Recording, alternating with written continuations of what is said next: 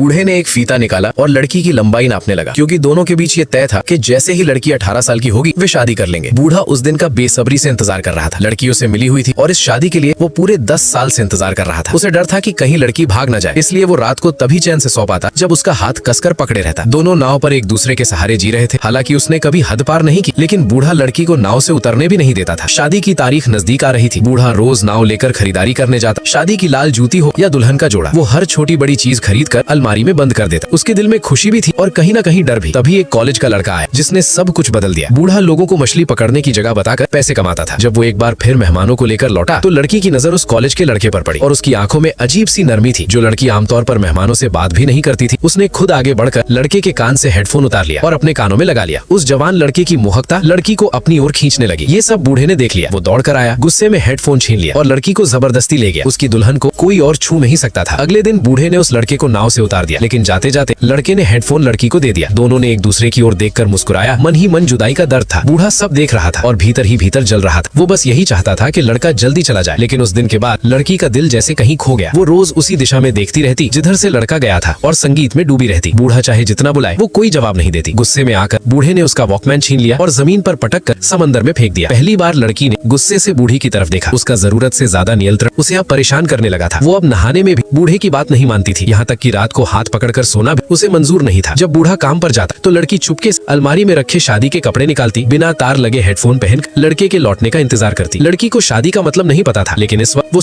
उस लड़के की दुल्हन बनना चाहती थी। बूढ़ा ये कैसे सहन करता? उसे खुश करने के लिए वो एक हार ले आया। उसे लगा कि दुनिया ना देखने वाली लड़की खुशी से झूम उठेगी, लेकिन लड़की ने गुस्से में हार नोच कर फेंक दिया। ये देखकर बूढ़ा सन्न रह गया। पहले जो लड़की इतनी आज्ञाकारी थी वो अचानक इतनी बदल क्यों गई? तभी लड़की के चेहरे पर एक चालाक सी मुस्कान आ गई। बूढ़े को और जलाने के लिए वो जानबूझकर मेहमानों के पास जाकर बैठने लगी और उसके सामने और पास खिसकती चली गई। ये देखकर बूढ़ा गुस्से से कांप उठा। वो लड़की को उठाकर कमरे में ले गया और सारे मेहमानों को भगा दिया। लड़की के इस बदले व्यवहार से बूढ़ा घबरा गया। उसे लगा कि अब और इंतजार नहीं किया जा सकता। उसने नियम तोड़ दिए और कैलेंडर पर लगातार कई दिन काट दिए ताकि शादी जल्दी हो जाए। लेकिन जिससे वो डर रहा था वही हो गया। वो कॉलेज का लड़का फिर से मछली पकड़ने आ गया। उसे देखते ही कई दिनों से उदास लड़की का चेहरा तुरंत खिल उठा। उसने लड़के का हाथ पकड़ा और उसे नाव पर खींच लिया। बूढ़े के दोनों हाथ सामान से भरे थे, फिर भी लड़की ने उसकी कोई मदद नहीं की। बूढ़ा मुश्किल से नाव पर चढ़ा और चुपचाप दूसरी तरफ मुड़ गया। दिल में गुस्सा दबाए, लेकिन लड़की को उसकी परवाह नहीं थी। वो और भी खुलकर लड़के के साथ हंसने बोलने लगी, मानो कोई जोड़ा हूँ। आखिरकार बूढ़ा पूरी तरह बौखला गया। उसने धनुष उठाया